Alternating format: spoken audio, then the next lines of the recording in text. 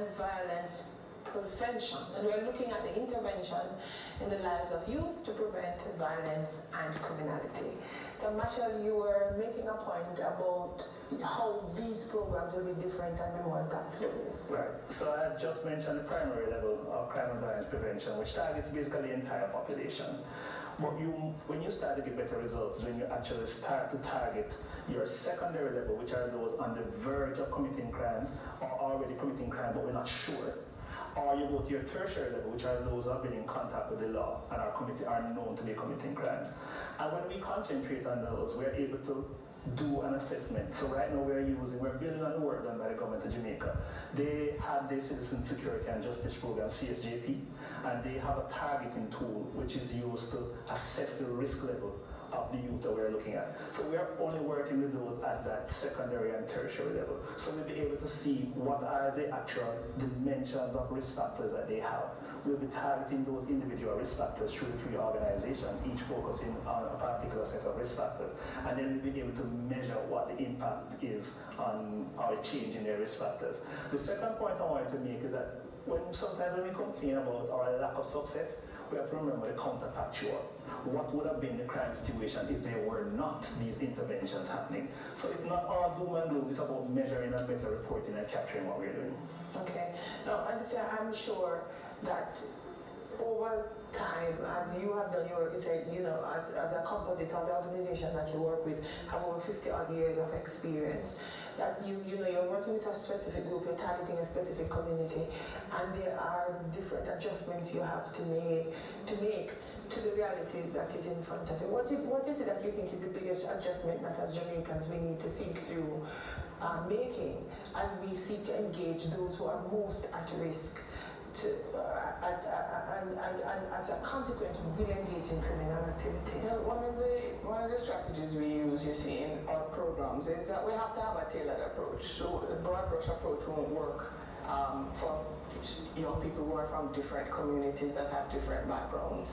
And so one of the things that we've done in the co-creation process is to look at what are the commonalities between the young people who are getting in trouble and what are the services that we need to provide in order for them to make a change. So PMI is looking at cognitive behavior therapy because we know that behavioral problems, social problems are key. We also know that low academic success is one of the big factors. So Multicare is also looking at providing some life skills and social skills that will give them employability skills. We also know that unemployment is a huge factor.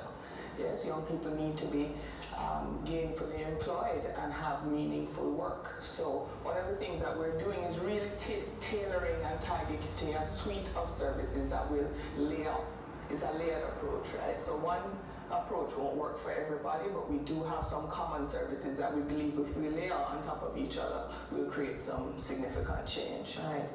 Marshall, as somebody who has done a little dabbling myself in working with people who support organizations that do work in a community, like USAID, one of the things that makes me hesitant to write for a grant, for example, is the reporting stipulations. It's almost as if to get the grant or to get the funding from USAID or any one of the funding agencies, you have to have a degree in how to write a grant and then a degree in how to report. How do you help the people who in this case you said 3 people you are giving, 3 organizations you are making, you're giving this grant. How are you helping them to meet those requirements? Because for so many people, I don't know about it, it's such a turn-off. How do you help as the program specialist to make sure that the organization can fulfill the requirements of the grant? Alright, so in the case of the core partners, that's not a challenge because they're stars. These are organizations who know it. Alicia have 56 years. Care has 56 years. And these organizations, but generally, what local partner development does is that while we're looking at the programmatic issue, at heart we are a capacity building project. So we actually go out and we identify what are the gaps in the organization, what are the skill sets that are needed.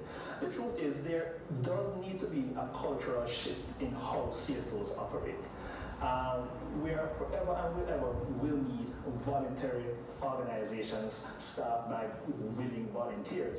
But the world is changing, and even CSOs have to become more adept and more professional in what they are doing. Of course, that requires them to have more sustainable funding. So what we are doing is, at the same time where we're imparting the actual administrative skills and proposal writing skills and planning skills, we're also helping them to do some of those externalities. So what is your resource mobilization plan? What's your sustainability plan? What's your plan to professionalize some of the things that you're doing? Because what it requires, if you think about it, the CSOs or the civil society organizations, they're the third sector. You have the private sector, you have the government. They are both already working in this field, but they still have gaps which only CSOs can fill.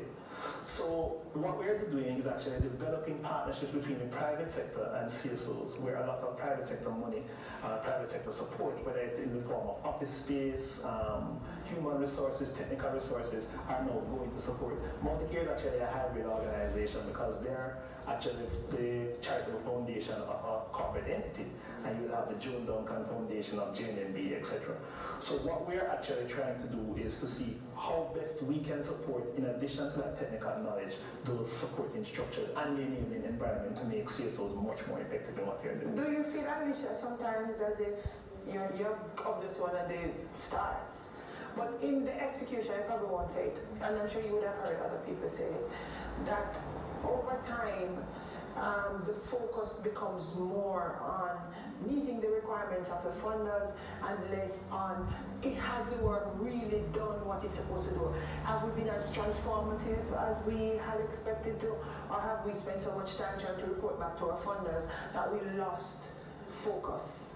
Well, I don't think that it's a balance, because when you are getting funding from donors, you really have to meet their requirements. And one of the things I can attest to is that LPD is very strong in supporting its grantees in terms of that capacity building. So even the reporting is not as tedious as a lot of the other donors that we've had in the past. And there is as I say, a balance that has to be met.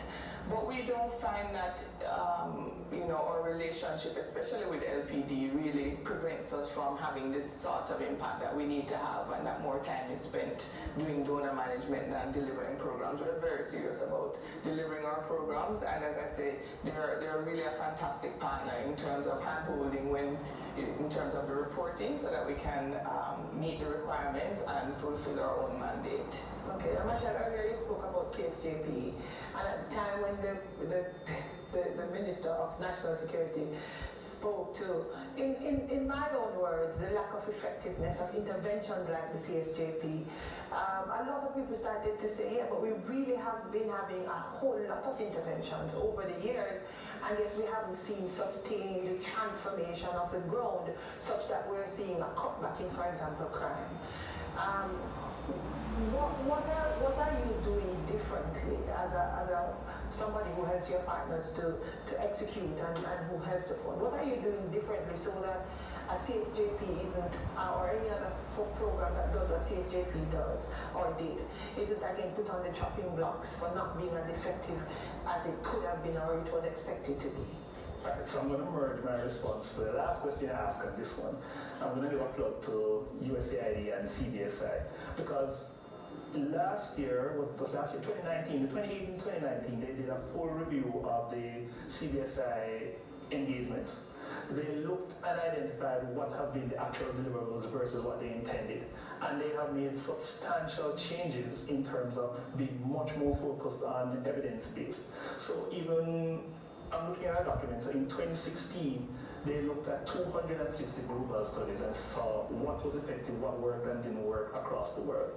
And if we were to talk about them, some of the things which we love, and particularly public love to speak about in Jamaica, so like boot camps and juvenile curfews, have been found to be no evidence of their effectiveness. What really works is really more programs focused on tailored, as Alicia said, very flexible, tailored program targeting what the specific issues related to the youth. So you have programs such as the restorative justice programs. You have programs which not just focus on one aspect like vocational training, but also are multidimensional. So you're looking at the parenting support, and not support for all parents, but support for parents who have children who are, I guess, being effectively desired to become involved in crime and violence. So if you treat it almost like an illness, and then you seek to cure those symptoms of those illnesses, that's how you're sort of with a better outcome. So what I would say though, what LPD has been doing with the core partners, but also with smaller groups in Clarendon, St. James, and St. Catherine, is that we have been teaching, imparting, sharing knowledge of what works and what doesn't work elsewhere. We have been merging that with local knowledge. So we have some very smart people up at the university. So you have like Tariq Weeks, for instance, who is a criminologist. And you have other people who, at DPA for instance, who use data and map where crime and violence is occurring. So when you use evidence-based data and you set clear targets based on clear baseline, you get a better sense of what works, what doesn't work, what needs to be tweaked, and you get a much more scientific rigor involved in the process. So to go back to your question, what do I think is different is that focus on targeting, evidence-based interventions, and the whole idea of collaboration between smaller entities or even large entities in the case of the core partners who bring different things to the table. You want to properly sequence your interventions. It makes no sense I get a piece of intervention there and a piece of intervention there and they're out of whack. You want them coming into the same set of youth in the same places and deepening that intervention. Yeah, now Adisha, how will this particular program roll out? What is the timeline and what are the big deliverables that you're looking for as you execute? Okay, well it's a 26-month program. So the three organizations, as Multicare, PMI and VP, will be working together. In addition to what Michelle said, in terms of the collaboration, it wasn't just a collaboration, it was a co-creation. So we actually designed the program together, which I think is something that... So the three organizations we sat together for days, locked in a room, and we discussed the issues. We talked about what our targets are going to be, what our objectives, the goals of the program. And then we sat down and designed it together. So I think that is what is special about this program particularly.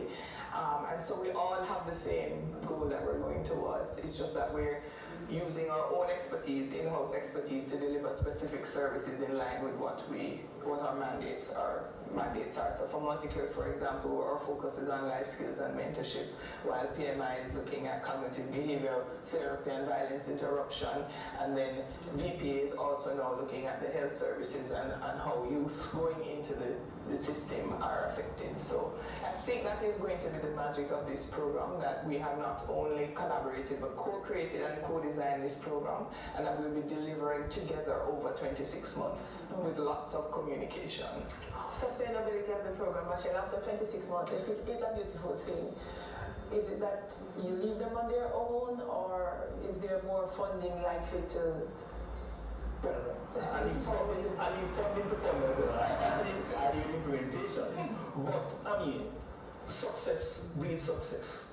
And in what we say to the smaller partners generally is this: in an environment where donors are becoming much more rigorous in who they give their money to, then it is natural that they will look at projects and programs that work.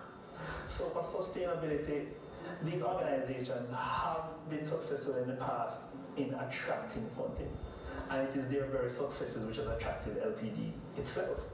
So in terms of sustainability, in addition to the actual programmatic work, as I said, we're also helping them with their internal structures. And one of the aspects of this project, which Alicia also mentioned, is that once we go into the two communities we're targeting initially, which is Trenchtown and Whitfield Town, we're also looking to partner with local CVOs to train them in delivering some aspects. Of course, some will be too technical for them to deliver, but whatever aspect that we can allow them to deliver directly through the community, then we'll do so. I refer to our franchising model. Yeah. So if PMI or Multicare can identify that this CSO can do this mentorship or the CBT, then we allow them to do it, and they operate as sort of the controlling nexus to quality assurance. So it's tomorrow, 10 o'clock. Tomorrow, 10 o'clock. It's a turnover. We're live streaming it on our YouTube and Facebook page. Just go to YouTube and type in at local partner development or same thing on Facebook, and you'll see it pop up with the link, and it's there. All right, well, hopefully we can join you tomorrow. Congratulations and good luck. Thank you. Now stay with CVM Live.